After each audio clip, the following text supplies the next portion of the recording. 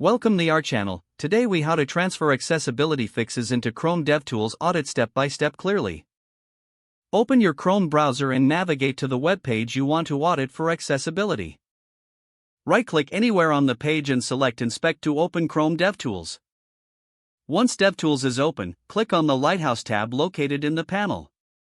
Under Lighthouse, select the options for the type of audit you want to conduct. Ensure accessibility is checked to include this in your audit. Click on the Generate Report button to start the audit process. Wait for the accessibility audit report to compile, which may take a few moments. Review the results provided by the Lighthouse audit. Identify specific accessibility issues highlighted in the report. Open a separate text document or a note-taking app for reference.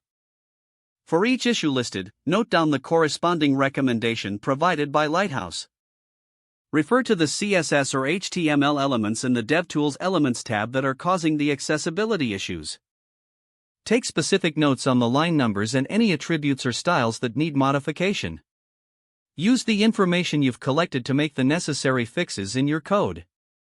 You may use tools like ARIA attributes, alternative text for images, or semantic HTML adjustments. Once you've implemented the fixes, return to the Lighthouse tab in DevTools.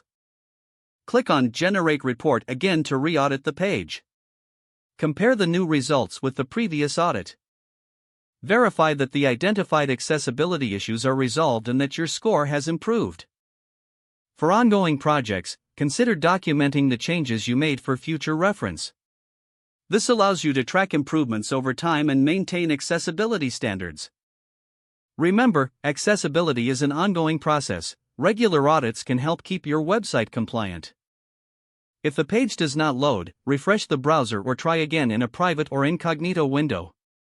Make sure you are using the correct email address, then retype it carefully to avoid small typos. If your password is not accepted, use the reset option and create a new strong password you can remember. Check your spam folder for verification or security emails, then complete any requested confirmation steps.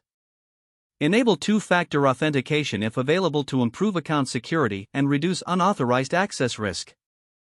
After signing in, review your profile details so your contact information and settings are accurate and current.